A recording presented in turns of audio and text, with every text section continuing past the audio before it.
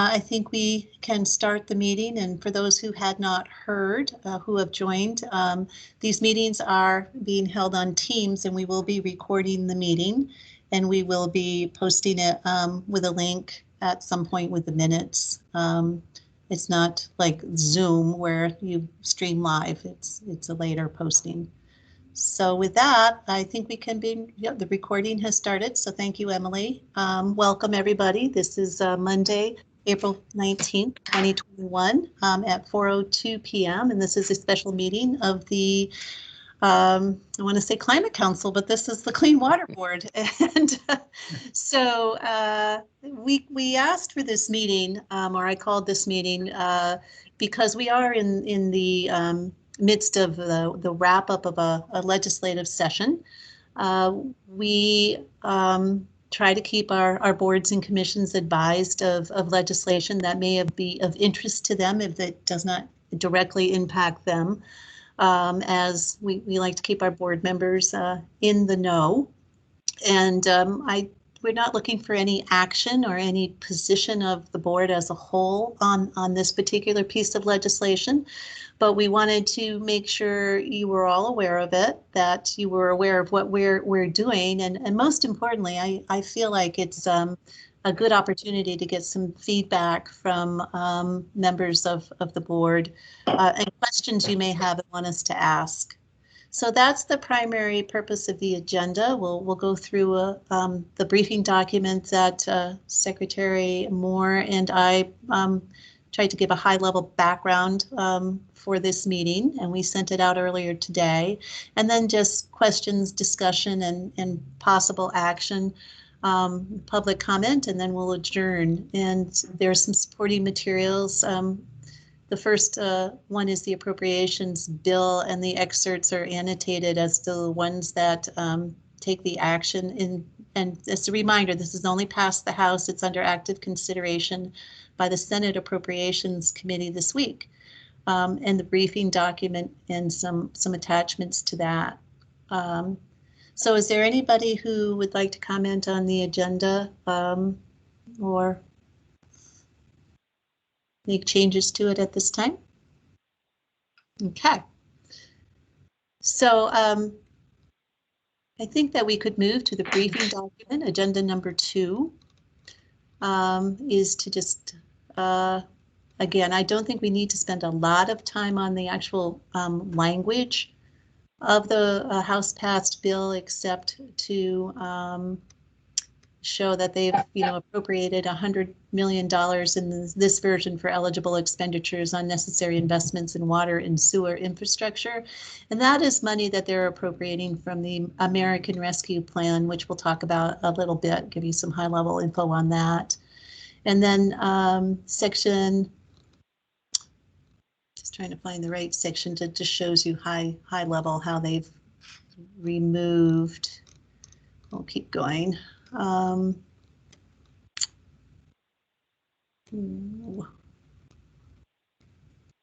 Yeah, I think it's E102, which is the in that legislative bill form. So it's section E100.2 just shows you where the statute for the Clean Water Fund is amended to remove 6% of revenues from the meals and rooms tax imposed under Title 32, which is our tax code. So they basically are proposing to provide $100 million of American Rescue Plan money into the Clean Water Fund, and to remove for 5 years the 6% of revenues from the meals and rooms tax, which I think if you take our current revenue from that source, it's $10 million a year. So that would be offsetting $60 million of revenue collected against the meals and rooms tax, replaced with $100 million of American Rescue Plan money. And we can talk to you a little bit about what we feel could be programmatic risks of that, just so you're aware. So that's what they've done. And then the other sidebar to this is that the governor has proposed his American Rescue Plan Act proposal last week on April 6th. Now it's almost 2 weeks ago tomorrow. That proposes to direct 170 million to the Agency of Natural Resources, not to the Clean Water Fund, but to the Agency of Natural Resources, like we do most of our other federal funds, for some specific purposes. And I provide to you here. This is the entire Governor's American Rescue Plan proposal, of the actually it's a $1 billion of special, of state fiscal recovery funds that are coming to the state. And so you'll see the, where's the clean water? Is that the one at the top, Emily? Yeah. The water sewer infrastructure. Will you start back at the top of the document? Yeah. There's economic development, 143 million over 4 years into that. Climate change, $200 million over 4 years into climate change initiatives. Water sewer infrastructure, that's the $170 million that the governor proposes to spend on clean water, which is a specific authorized use of this rescue plan money in the law. It basically says this money can be used for water or sewer or broadband infrastructure. So that's very different from the coronavirus relief money I'm sure you've all heard about over the last year. This was not an eligible use, so we're very excited about that expansion. So just to finish the housing, the governor's proposed 249 million of that money over 4 years, and connectivity, the broadband development, 250.5 million with some administrative costs. So that's how the governor has proposed to allocate the American Rescue Plan money. So we thought that would just be good background for you as well. And if you want to read the proposal, be our guest, or it's not required reading, but that's kind of what's going on in the legislature. So that is actively, I believe, under consideration by policy committees now. We don't have any assurance yet, from the legislature that this is, the construct that they want to adopt. But where we share a common goal is that in this particular bill that we're looking at now, the legislature has committed $100 million to clean water, very high level. So we do have a shared goal there, which is great. So I'll pause there and see if Julie, Secretary Moore, if you want to add anything or have any questions. And we can move on to the history. I don't have anything to add, Suzanne. Thank you. So I think I'll turn over kind of the history piece to you, Julie. You lived it more than I did, but we both spent two very active years in natural resource committees, securing the stream of funding through the Meals and Rooms tax. And I'm not. I just think it's good context in which we can have a discussion and you can ask questions. So go ahead. Sure. Thank you. So the sordid history of looking for a long-term revenue source for the Clean Water Fund actually dates all the way back to Act 64 of 2015, which is Vermont's Clean Water Act, which codified most of the commitments we made to EPA relative to implementation of, in particular, the Lake Champlain TMDL, but clean water goals statewide. And one of the elements of that report was a directive to the treasurer to prepare a report looking at how to best finance this water quality work for the long term.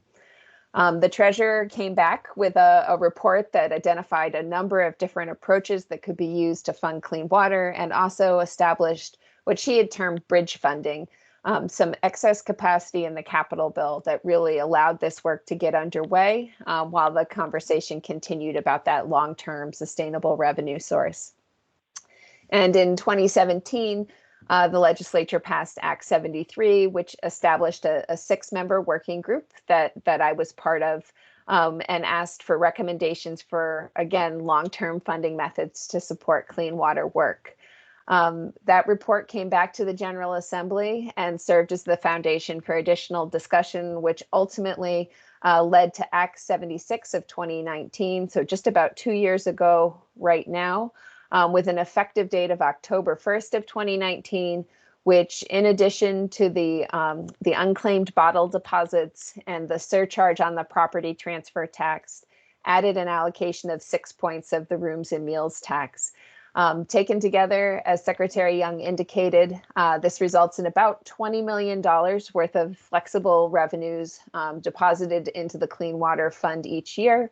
And this funding package was reviewed by EPA as having long-term sustainable funding was one of the final milestones in the overall set of accountability measures contained within the Lake Champlain TMDL. And they agreed that this was a suitable and appropriate mix of funding sources to see dedicated to that work. And the next note there is just as recently as this past Friday, we've received yet another reminder of the importance of having this dedicated funding. As you may have heard on the news, the state of Vermont has been meeting with the credit rating agencies, all three of them, Fitch, Moody's, and Standard & Poor's. But Fitch issued their ratings report and noted specifically the importance of that dedicated funding source to their perspective, that this allows the state to check the box and say it is meeting its obligations under the agreement reached with EPA. So it's not just, functionally the work on the ground, but it's also important from a policy level, the commitment that we've made to clean water. I don't know, Suzanne, if you want me to keep going and talk just a little bit about the utilization of this fund. All right, so yes. These are really, I'm sorry, go ahead. I was going to say, please be my guest. So these are flexible state revenues that complement other revenues that flow into our clean water programs. Those other revenues include an allocation from the capital bill, an allocation from the transportation bill, as well as some federal sources where we rely on these flexible state funds to provide that non-federal match. And all told, taken together, we are able to invest about $50 million a year in the work of clean water. I may have to step away, go silence my dogs for a moment. My apologies. It's okay, Julie. So I can just finish where she started.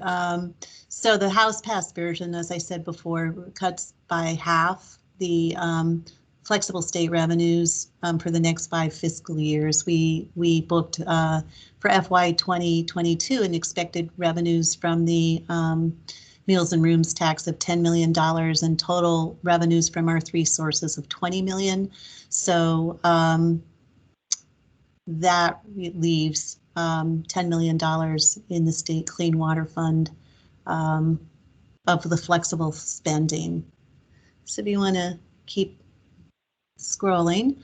And then just to get back to the American Rescue Plan funds, the American Rescue Plan funds, like I said, by statute, and we do not have federal guidance yet as to how expansive that statute will be construed, allows for certain uses, and the one that we're using to request $170 million is for water or sewer infrastructure and stormwater infrastructure.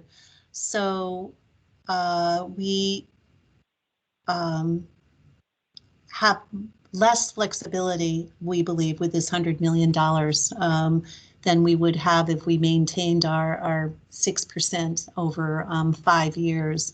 And frankly, we're not sure, why, and we'll get this in the questions section, why the legislature feels it needs this $10 million of this Meals and Rooms tax over the next 10 years, because the governor's proposed budget booked it. We expect it. I think we're on track to receive it, despite our revenues for this FY21 are doing pretty well under the circumstances compared to August. And I think we budgeted against the FY22 forecast that we received in January. And, we did not allocate that source of revenue to any other budget items. So as far as we're concerned, we really are not sure why.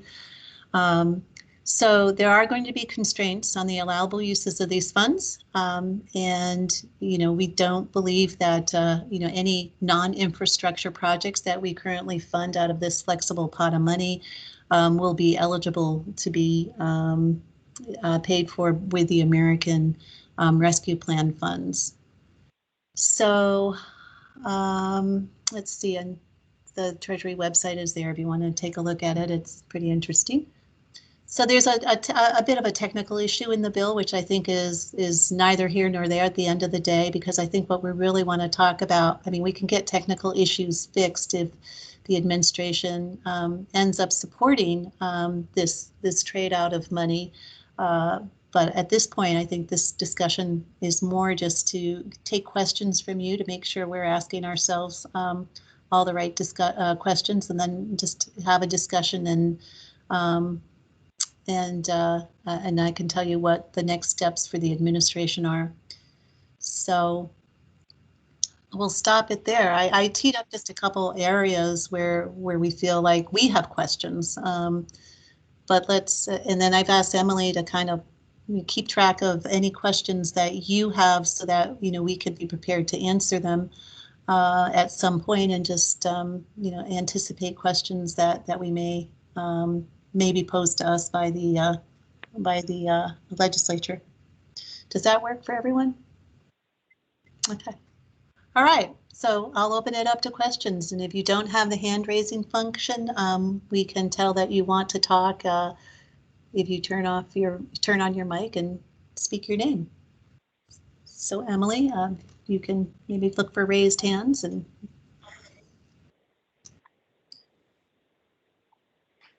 okay. Chad, you have your hand raised. Yeah, why us? I guess my question is, why can't we have both? And is this happening in other places where they're pulling out $15 million in order to spend $1 billion? Count me amongst the confused, I guess. I'm not sure where this originated, and is it happening elsewhere? it's not happening to the other dedicated source of revenues into the Clean Water Fund, but I'll check.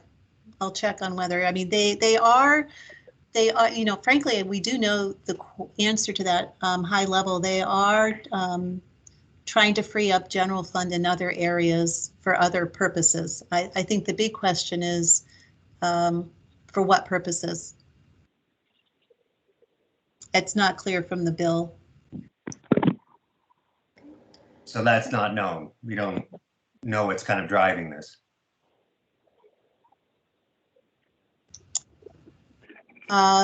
We could only speculate. It's a question I plan to ask joint fiscal. Again, just, but doesn't this violate Act 64? Aren't we supposed to have this funding? And I thought that was a big part of, as you said, our approval by the EPA. Are they stepping into some sort of violation with this? I mean, I agree with you. I love it that they're putting water into, you know, sewer and water projects and infrastructure. And I guess my other question was, who manages these new projects that come down the pipe? Yeah. Right. Yeah, I think that's a really, particularly from A&R's perspective, Chad, I think that's an important question. The challenges associated with the ARPA dollars are both that they're more limited in purpose, but also that there are a lot of what we're anticipating, there are a lot of federal reporting requirements that come with those funds as well. Just drawing on our experience with the CARES Act money.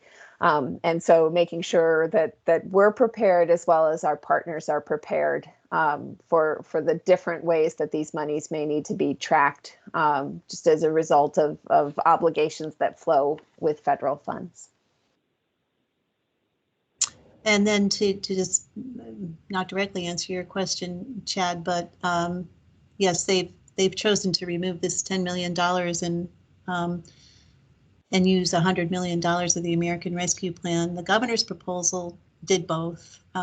It proposes $170 million that is allocated out, as you can see in the plan itself, to the agency to be treated like other federal dollars, other federally funded projects, but maintains the $10 million so we still have the 20 mil of Clean Water Fund.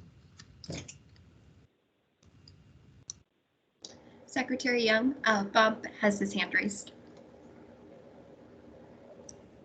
Go ahead, Bob. Take myself off mute. There we go.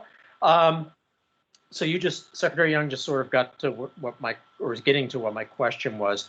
So, you know, the governor proposed 170 million for use for water sewer infrastructure. Is there a sense of that, how much would apply to air quotes clean water related projects? And I guess a couple other observations in the Fitch report. There's talked about the rooms and meals tax, and because of declining revenues, there was a comment that declining revenues may require the state to supplement what the annual contribution is. So obviously that's going to be lower this year anyway because of the pandemic. So yeah, how do we wrestle with that? And kind of the $1 million question is, how does EPA view any of this, which I think you've cited on the page that we see on the screen. However, in a simplistic sense, 100 million is more than 60. You know, so again, a wild card is none of us necessarily know what, if any, well, we know there's constraints, but we don't know what flexibility there might be around the ARPA money. So it really puts this group in a very awkward position. Yeah, Bob, this is Julie, and I think you're asking some really important questions. If you look at that high-level summary table from the governor's proposal, you'd see that there's $75 million worth of stormwater retrofits proposed. That's probably the easiest one to say there's sort of a one-to-one correlation there with work that's required as part of or falls under the purview of the Clean Water Board. In addition, the CSO abatement and elimination work also largely falls under the charge given to the Clean Water Board. To a lesser degree, some components of the village wastewater and in particular pretreatment projects may. Those are a little harder to say because we don't know exactly what would be proposed there in terms of projects. And the other two categories, the dam safety is largely outside the purview of the Clean Water Board and is really focused on structural improvements to dams we intend to keep, as opposed to work related to dam removal, which at times is funded through the Clean Water Fund. And then the last, that Healthy Homes component, is really focused on the drinking water side of the equation. But I think you could easily say there's north of 100 million of those $170 million worth of investments in the governor's proposal that relate directly to work that's within the purview of the Clean Water Board. And just one other comment, if I may. I think the last page of the packet shows the proposed FY22 clean water budget. And on a quick glance, it looked like maybe 3 million of that was stuff that could be funded with ARPA money from whatever the source is. But that leaves, if you're replacing the rooms and meals tax, that leaves a significant amount of money that's lost. And, you know, to, I think, Secretary Young's point from the beginning of this, how on earth do you fund that important part of this work plan? Right. And I think without the explicit Treasury guidance, you know, it's best guesses at this point. Certainly things like stormwater infrastructure, we believe, are likely to qualify. But without the guidance, we can't be sure, and the guidance won't be released until mid-May. I think there are other pieces that quickly move pretty far afield from things that would be likely to fall under the umbrella of water infrastructure, including a lot of the education and outreach work that we know is essential to gaining buy-in. And things like annual farm agronomic practices, and potentially much of the work on farms. The words agriculture didn't appear in the limited guidance that's come out this far, and we know that agricultural investments are really important to our overall clean water goals, but I'm not sure if that perspective is shared at the federal level.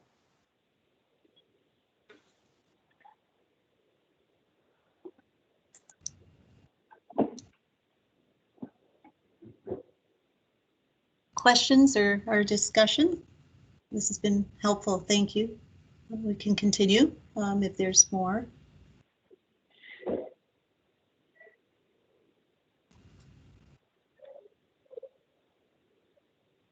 Okay, so I think we kind of hit the ones that I had thought about over the weekend. You know, we have concerns about the programmatic risks and we don't know if what the risk, if any, is with EPA. I think to your point, Chad, the statute does, require this as a source of funding, but the legislature can change the law. That's why they're the legislature. And the question in our mind is, how would EPA view the replacement of an ongoing, source of revenue, which we know is very flexible, with one that we're uncertain about for 5 years. Unclear what they would think about that. And then is there a credit risk? That's also unclear. And that probably is likely dependent, as you saw in the Fitch report, on what the EPA thinks the risk might be. We do have to underscore they've done this for 5 fiscal years. It's not like a forever thing, but at the same time, I think the biggest risks are probably programmatic at this point.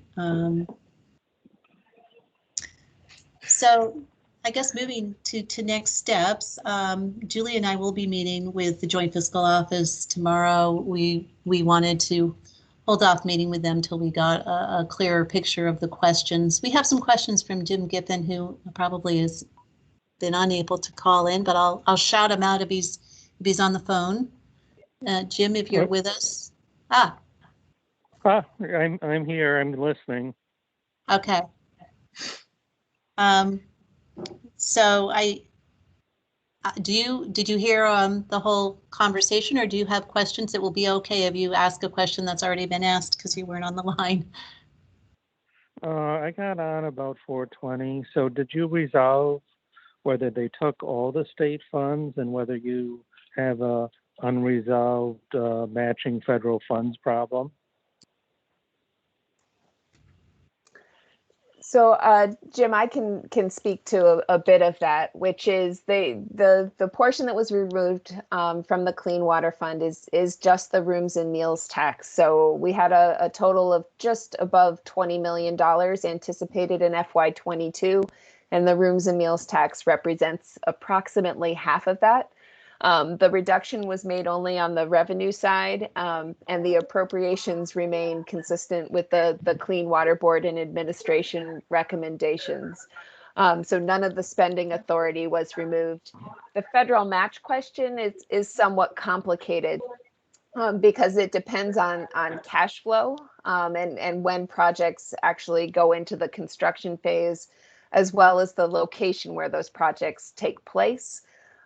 We need to keep track at sort of that macro watershed level because money that flows through the Lake Champlain Basin program has to be matched by dollars spent in the Lake Champlain Basin.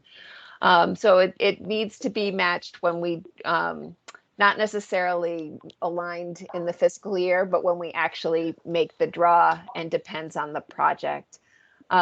So that one I don't have a clear answer for you, but just that it's complicated, and this makes the situation, certainly makes the situation more challenging.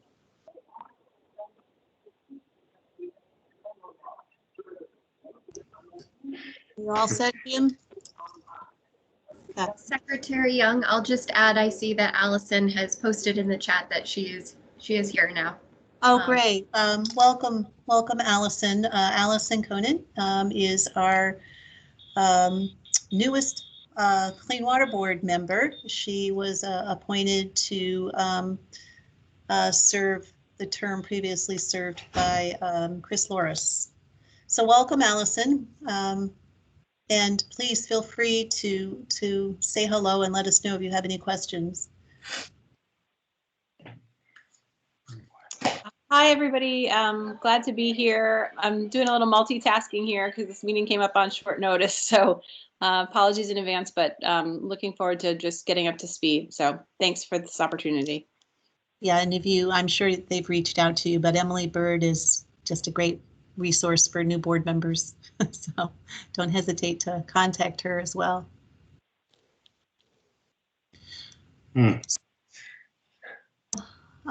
Seeing no other hands raised or nobody speaking up, as I mentioned, we're going to meet with Joint Fiscal. We have some questions from you and from our own internal questions to ask, and we'll likely be meeting with Senate Appropriations Committee this week, and I think the intent there is just to sort of reorient that committee to the history. They would not necessarily have been involved in the conversations at the Finance Committee level or at the Senate Natural Resources level, because this was a revenue raising bill, and the Committee of Jurisdiction, and people can correct me if I'm wrong, with Senate Natural Resources.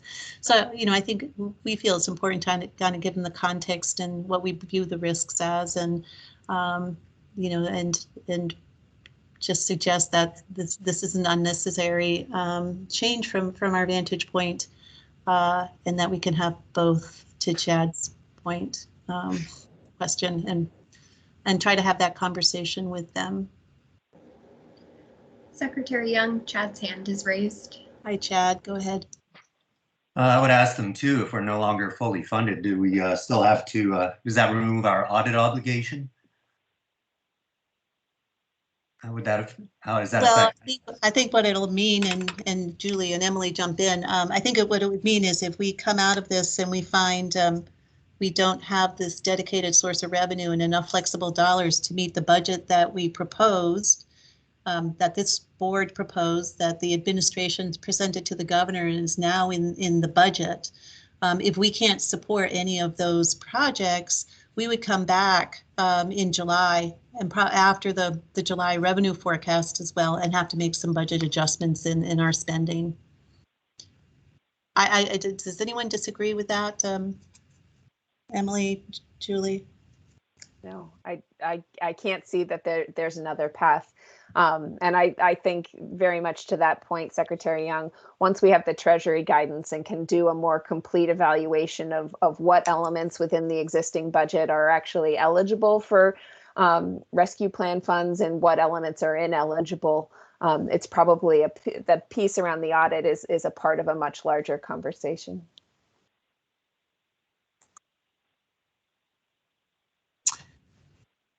Okay.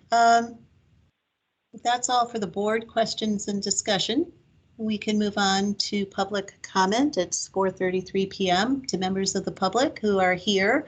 If you're on the phone, you should know that the meetings are now being recorded through a Teams record function, and they will be posted at a later time with the minutes of the meeting. So just like everybody to know that. And Emily, if you could ask for folks who want to comment to raise their hands. We can see how many folks we have who want to comment and act accordingly. Sounds good. So folks, if you have the ability to raise your hand in Teams, please feel free to do so. Or if you are on the phone, feel free to speak up, understanding you have a limitation to raise your hand on the phone.